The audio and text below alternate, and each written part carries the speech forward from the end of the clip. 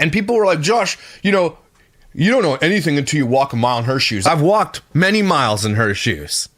Okay, many, many miles. If you've heard my personal story, I don't get really into it a lot about my adopted sons. Okay, but let's just be here. I'll tell you right now. I lived this, and I fought for them, and I got them removed from the abuse. You understand? And it took years. It took years, tons of heartbreak and letdowns and pissed at the system and the system wrecking you and like taking advantage of you and everything else. Not just the person, but the system fails children all the time. But I also fought for them because that's what family does. So I don't want to hear, Josh, you don't know what she went through, because yes, I do know what she went through. And I did the right thing on the outside. Not saying everybody has the capacity to do what I did. It was, and I'll say this, and I've said it aloud a bunch of times. It was never in our like family's plan to adopt children, which just wasn't. We weren't gonna adopt. It wasn't like, hey, let's adopt. It never just was, and that's a lot of people. Okay, we wanted our own kids, and just that was it. And I would never judge people for not adopting, you know, ever. Unless it's in your plan. A lot of people, their heart is for that. Their heart is for fostering. Their heart is for adoption. Those people are better than me. Okay, I got lots of friends who do that. And they're amazing people. And they're always amazing people. And we need more people like that. But all that to say, it wasn't my plan to adopt. We adopted out of a necessity, out of a family necessity, because I didn't want those boys to go into the system. Okay? Now, it speaks volumes that these kids right now are in a system. Right? I don't care what you hear about them, how bad those kids might be, blah, blah, blah. Sherry tried to take him, then he kept running away and all that. Those kids were conditioned to be like that. And when we look at the Pam Botcher video this week, which we will look at, those kids were conditioned by Ruby to not talk to the police, and it's really quite telling. And it makes them look at, like, and again, this all has to do with the parenting. These kids are always the victim of this. But hear me out. When kids get taken into a system, right, into the state or the crown, we're into this, whatever, right? If they get taken into a system, a foster care system, the first people they always call, I don't care where you live in the world, probably all over the world it's like this, the first people they will call is kin. And they will ask them, can you take these kids? Because they always want kids to be with family to some degree. Even with like the person that's abusing them, even like, this is what pisses me off so much about the system, is that they will try their best to just reunite them with their parent, even if the parent is the abusive parent. And the parent barely has to jump through any hoops to do it either. If they've done one small thing, like, okay, good to go back. Like, they want that reunification, and to the detriment of the child. The child always gets secondhand, always. Okay, it always gets, the kid is always the afterthought. And so anyway, I'm telling you that I fought this battle. I won this battle. Okay, and we're better for it.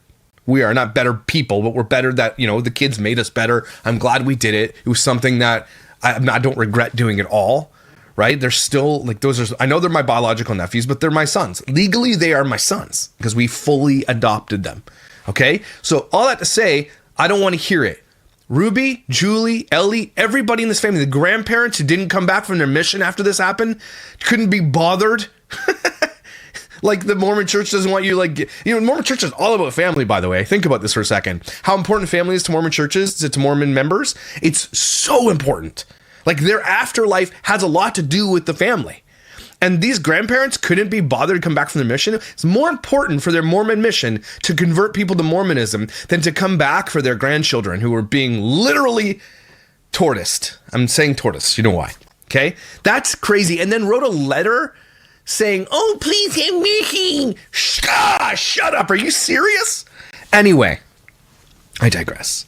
So the reason I'm upset with Bonnie, Ellie, Julie, and all that stuff is because they continue to capitalize on this situation. When this dropped, she dropped a bunch of videos about it.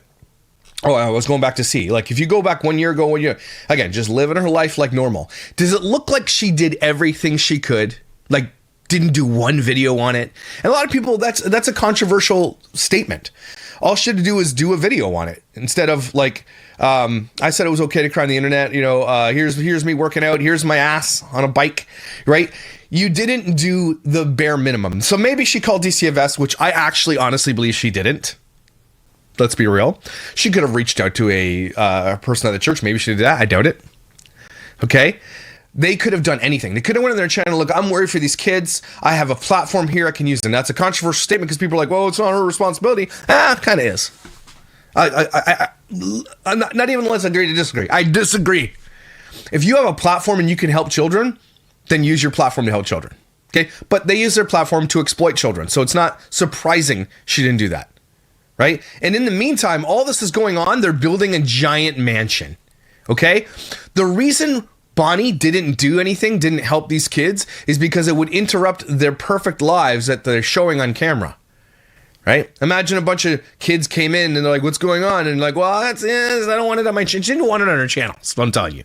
They didn't want it on their channels. That's why they didn't help these kids.